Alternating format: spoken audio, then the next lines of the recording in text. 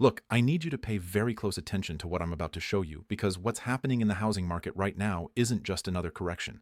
It's a signal, a massive, flashing warning sign that the entire financial system is about to shift in a way most people aren't prepared for.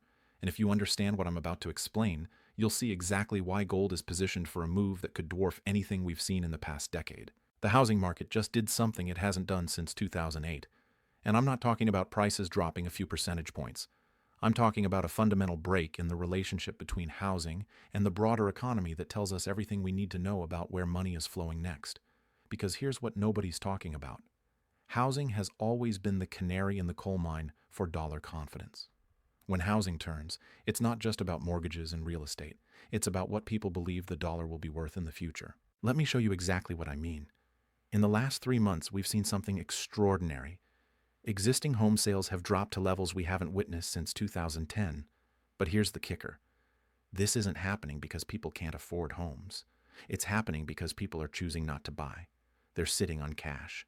They're waiting. And when you dig into the data, you see something even more revealing. The people who are buying? They're not using traditional mortgages at the same rate. Cash purchases have jumped to 28% of all transactions. That's the highest level in over a decade. Now, why does that matter? Because it tells us that the people with real money, the people who have options, are making a calculated decision. They're saying, I don't trust where interest rates are going. I don't trust where the dollar is going. So I'm going to deploy my cash now into hard assets before this gets worse. And that's exactly the same psychology that drives gold higher. But let's go deeper. The housing market isn't just turning because of interest rates. It's turning because of something far more fundamental, the cost of everything else. When you look at what's happened to the average American household over the past 3 years, it's staggering. Food costs are up 23%. Energy costs have doubled in some regions. Insurance premiums have skyrocketed. And wages, they've barely kept pace. So what you're seeing in housing is a reflection of a much bigger problem. People are tapped out. They're stretched to the limit. And when that happens, when the consumer is maxed out, the entire debt-based system starts to crack. Here's where it gets really interesting. The Federal Reserve has been trying to engineer a soft landing for 2 years now. They've raised rates faster than any time since the 1980s. They've drained liquidity from the system. They've talked tough about inflation. But what's actually happening? Inflation is still running hot in the areas that matter most. Core services inflation is stuck above 4%. Shelter costs, which make up a third of CPI, are still climbing. And now, with the housing market rolling over, the Fed is trapped. They can't cut rates without reigniting inflation, but they can't keep rates high without breaking something major. And that's exactly what's starting to break. Look at what happened in the regional banking sector earlier this year. Silicon Valley Bank, Signature Bank, First Republic. These weren't small institutions. These were banks with hundreds of billions in assets, and they collapsed in a matter of days. Why? Because they were sitting on massive unrealized losses in their bond portfolios. Losses that only exist because the Fed raised rates so aggressively. Now the Fed stepped in. They created new lending facilities. They backstopped deposits. They did whatever it took to prevent a full-blown crisis. But here's what you need to understand. That crisis isn't over. It's just paused. There are still thousands of regional and community banks sitting on hundreds of billions in unrealized losses, and as long as rates stay elevated, those losses are real. They're ticking time bombs. And the only way to defuse them is for the Fed to cut rates and let inflation run. Which brings us right back to gold. Because here's the thing about gold. It doesn't care about the Fed's narrative. It doesn't care about soft landings or transitory inflation or any of the other stories they tell. Gold responds to one thing, the debasement of currency. And right now, every path forward for the Fed leads to more debasement. If they cut rates, they're admitting they've lost the inflation fight. If they hold rates steady, they're going to break more banks, more businesses, more households. Either way, the dollar loses purchasing power. Either way, gold wins. Now let me show you what's happening on the institutional side, because this is where the real story is. Central banks around the world are buying gold at a pace we haven't seen in over 50 years. In 2022, central banks bought over 1,000 tons of gold. In 2023, they bought another 1,000 tons. And in 2024, they're on track to exceed that. This isn't a coincidence. This is a coordinated move away from dollar-denominated assets. Look at what China is doing. For 18 consecutive months, the People's Bank of China has reported gold purchases. Every single month. They're not even trying to hide it anymore. They're openly accumulating gold because they see what's coming. They see a world where the dollar's dominance is fading, where trade is being settled in yuan, in rupees, and gold itself, and they're positioning for that world right now. Russia is doing the same thing. After being cut off from SWIFT, after having their dollar reserves frozen, they've made it crystal clear. They're done with the dollar system. They're settling oil trades in rubles and yuan. They're backing their currency with gold. They're building an alternative financial architecture that doesn't depend on Western banks or Western currencies. And every time they do that, it chips away at the foundation of dollar hegemony. But it's not just adversaries. Look at what's happening in the Middle East. Saudi Arabia, the linchpin of the petrodollar system for 50 years, is now accepting yuan for oil sales. They're in talks to join BRICS. They're diversifying their reserves away from dollars and into gold. When the Saudis start hedging against the dollar, you know something fundamental has shifted. And here's what most people miss. This isn't just about geopolitics, it's about mathematics. The US has $34 trillion in debt.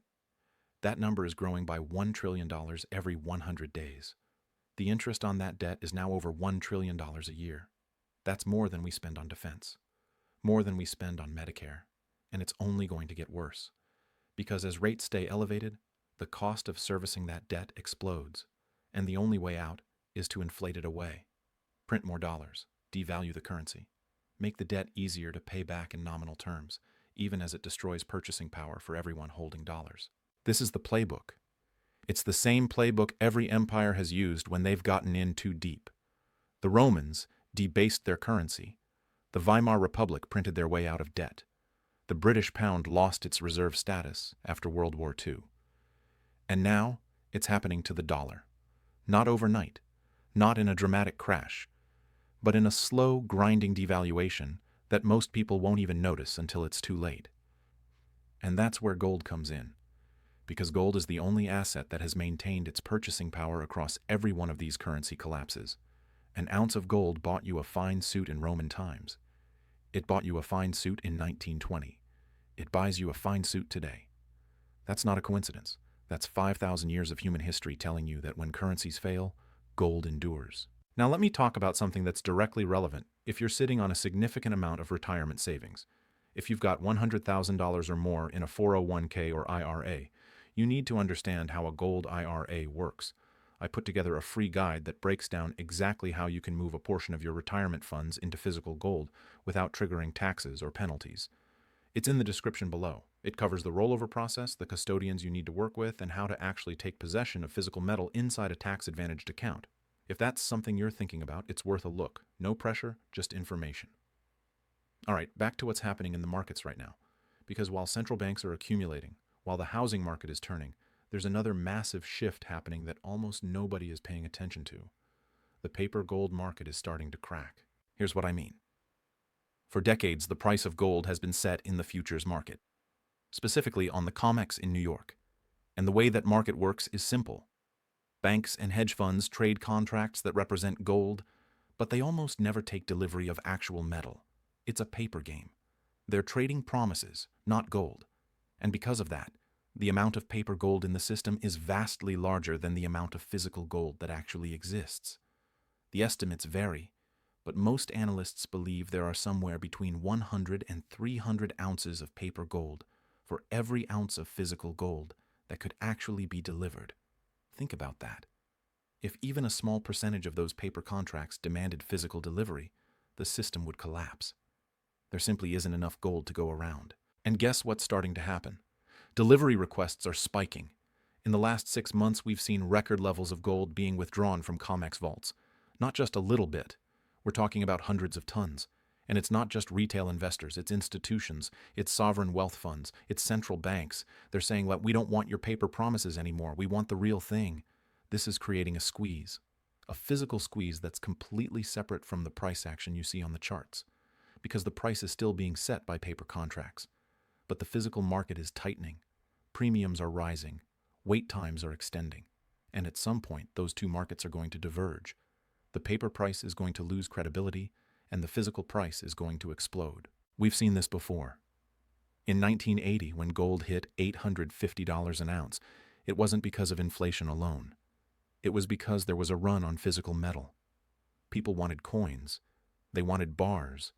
They didn't trust the system. And the price went parabolic. Then, in 2011, when gold hit $1,900, the same thing happened. Physical demand surged, mints couldn't keep up, premiums went through the roof, and the price followed. Now here's the difference between then and now. In 1980, the Fed could raise rates to 20% and crush inflation.